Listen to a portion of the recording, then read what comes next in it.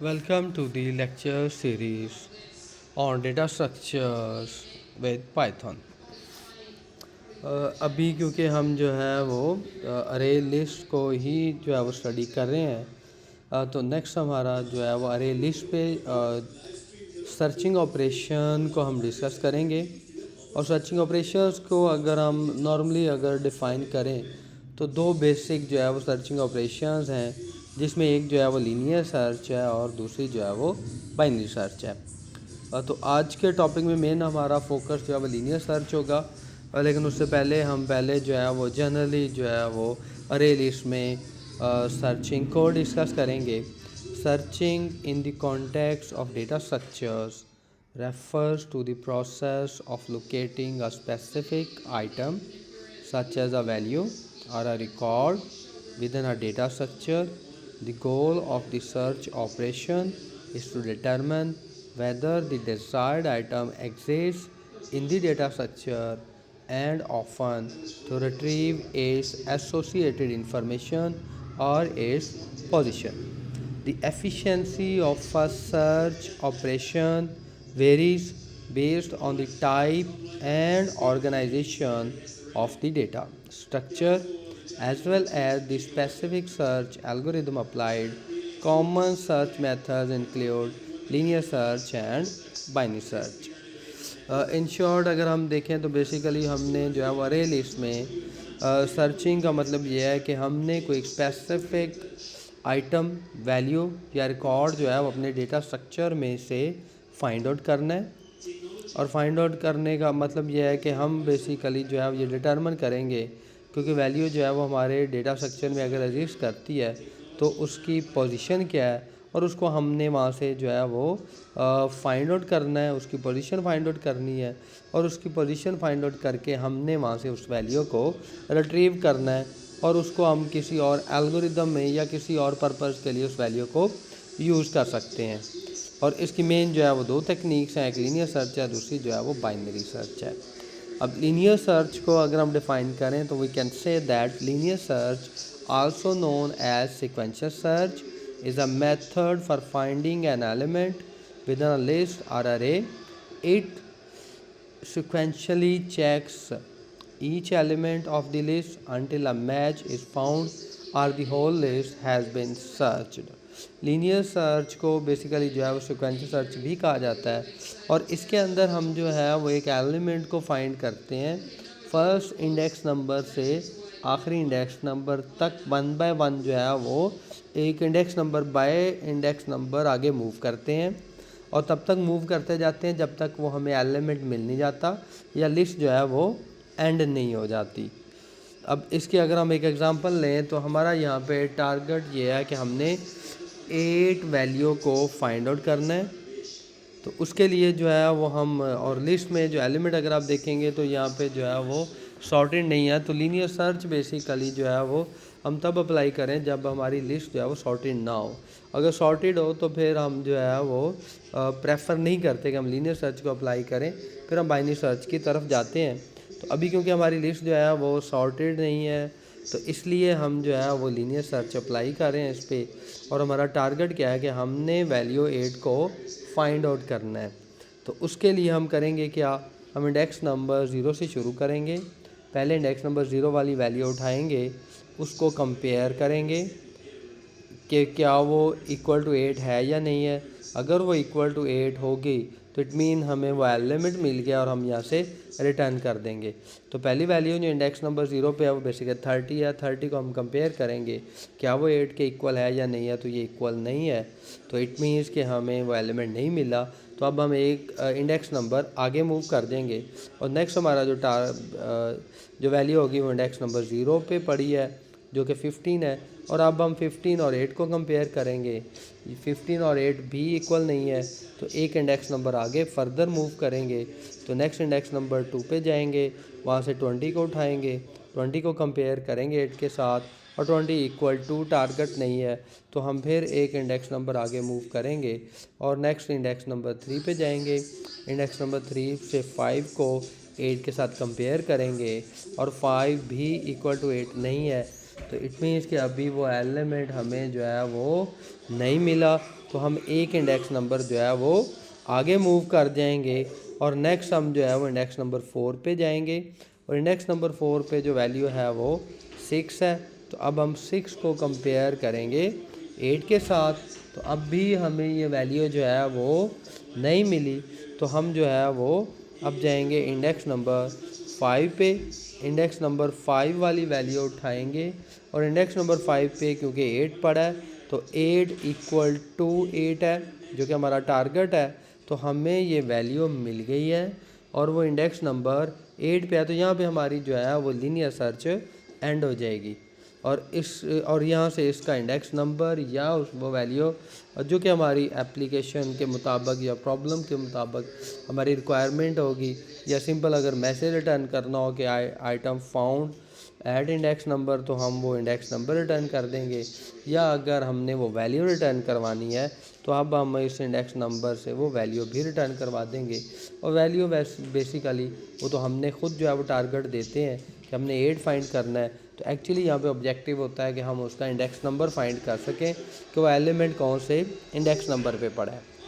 इसी के अगर हम फर्दर जो है वो एक और एग्ज़ाम्पल लें जहाँ पे जो है वो हमारा टारगेट जो है वो 100 है, तो हम फिर जो है वो इंडेक्स नंबर 0 से शुरू करेंगे, 1 बाय 1 वैल्यूज़ जो है वो कंपेयर करते जाएंगे 100 के साथ। और यहाँ पे हम विजुअली तो देख सकते हैं कि हमारी इस लिस्ट में जो है वो 100 एग्जिस्ट नहीं करता, तो किसी भी वैल्यू पे ये कंडीशन ट्रू होने वाली नहीं है।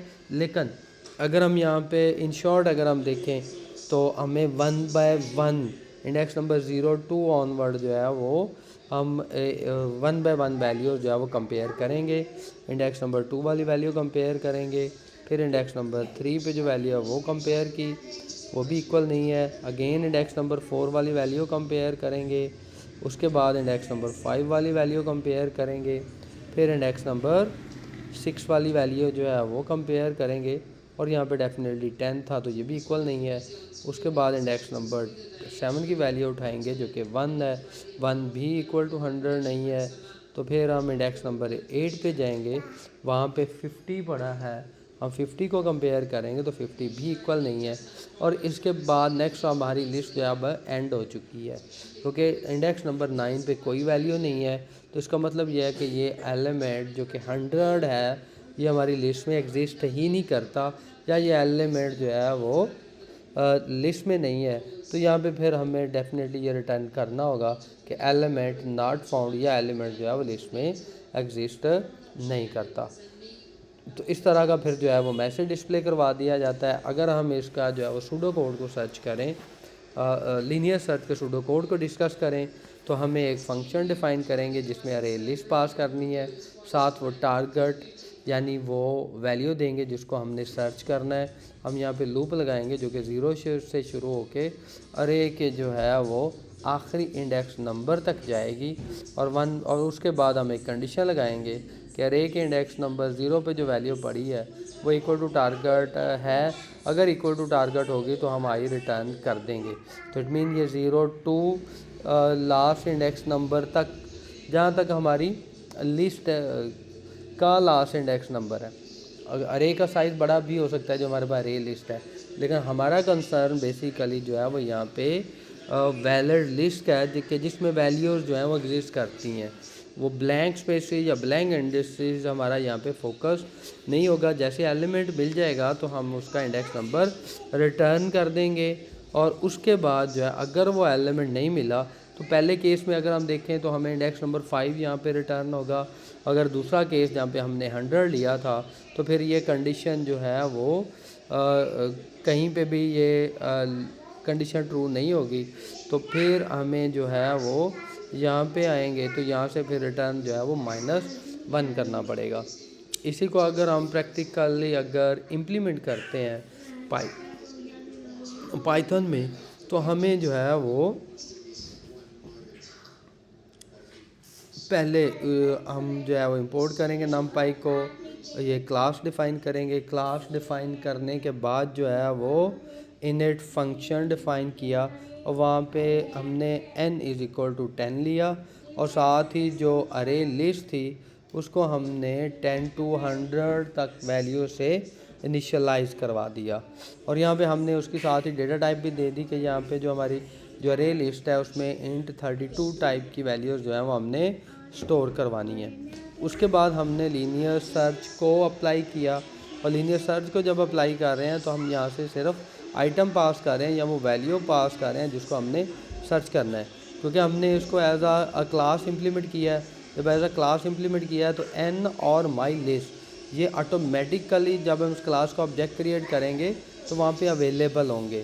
तो इसलिए हमें जो है और उसके साथ ही फिर इस फंक्शन के अंदर भी डेफिनेटली जो है वो ऑलरेडी एग्जिस्ट करते हैं, तो हमें उन्हें पास करने की ज़रूरत नहीं है। तो यहाँ पे सिर्फ हम आइटम पास करेंगे और फिर हमने लूप लगाई i in range 0 to self dot n. N basically जो है क्योंकि नंबर ऑफ़ एलिमेंट्स को बता रहा है, और रेंज में हमारी कंडीशन जो है वो 0 to लेस दैन एन तक लगेगी। तो इट मीन या अगर 10 वैल्यूज़ हैं तो ये 0 to इंडेक्स नंबर 9 तक जाएगा। तो आई की वैल्यू जो है 0 to 9 तक रहेंगी, यानी 9 आइट्रेशन होंगी। साथ ही हम जो है वो अगर आई की वैल्यू प्रिंट करवा रहे हैं तो इसको हम यहाँ पे कमेंट कर देते हैं, क्योंकि हमें आई की वैल्यूज़ प्रिंट करवाने की ज़रूरत नहीं है। और जैसे ही ये कंडीशन ट्रू होगी उसके बाद हमने लूप के अंदर ही कंडीशन लगाई कि अगर आइटम जो है वो हमें मिल गया किसी भी इंडेक्स नंबर पे तो हम यहाँ पे रिटर्न कर देंगे आई। और आई क्या है, बेसिकली वो इंडेक्स नंबर है जहाँ पे एलिमेंट मिला, और अदरवाइज़ हमने रिटर्न करना है -1। और जब हम इस फंक्शन को कॉल करते हैं तो हम पहले AR डॉट अरे लिस्ट एक ऑब्जेक्ट क्रिएट किया, उसके बाद AR डॉट ट्रैवर्स कॉल करके हम पूरी लिस्ट को डिस्प्ले करवा लेंगे। जब लिस्ट डिस्प्ले हो जाएगी तो फिर हमने एक वाई वेरिएबल लिया इक्वल टू 60 और x is equal to AR dot linear search y. हम यहाँ पे इंडेक्स नंबर जो है वो रिटर्न करवा रहे हैं, और x के अंदर जो भी इंडेक्स नंबर वहाँ से रिटर्न होगा वो यहाँ पे x में स्टोर हो जाएगा। और उसके बाद ये कंडीशन लगाएंगे जहाँ पे हम चेक करेंगे कि अगर x greater than equal to 0 है, यानी वो एलिमेंट अगर मिल गया है हमें फाउंड हो गया, तो डेफिनेटली उसका index number greater than or equal to 0 होगा। तो फिर हम यहाँ से प्रिंट करवा देंगे उस वैल्यू को जो कि हमने पास की थी और y के अंदर स्टोर की हुई थी, और साथ ही हम वो इंडेक्स नंबर जो कि रिटर्न किया इस फंक्शन ने, जो लीनियर सर्च फंक्शन हमें रिटर्न करेगा इंडेक्स नंबर, वो इंडेक्स नंबर प्रिंट कर देंगे। और दूसरे केस में ये होगा कि अगर वो एलिमेंट लिस्ट में एग्जिस्ट नहीं करता तो फिर हमें जो है वो -1 इंडेक्स नंबर रिटर्न होगा। इसको अब अगर हम 60 वैल्यू के साथ अगर रन करते हैं तो हम यहाँ से देख सकते हैं कि पहले लिस्ट में ये वैल्यूज़ हमें शो करेगा इंडेक्स नंबर वाइज, जो कि index number 0 to index number 9 तक वैल्यूज़ पड़ी हैं, और 60 हम यहाँ पे देख सकते हैं कि इंडेक्स नंबर 5 पे पड़ा है। और उसके बाद हमने लीनियर सर्च को कॉल किया यहाँ से वैल्यू 60 के साथ, और उसने हमें रिटर्न कर दिया the value 60 found at index 5। Similarly अगर हम यहाँ पे वैल्यू चेंज कर देते हैं, हम इसको 600 कर देते हैं, जैसे हम वैल्यू चेंज करेंगे इसको हमने दोबारा रन किया तो ये हमें रिटर्न कर रहा है वैल्यू नॉट फाउंड। और उसी तरह हमने उसी लिस्ट को दोबारा से जो है वो साथ प्रिंट भी करवाया हुआ है।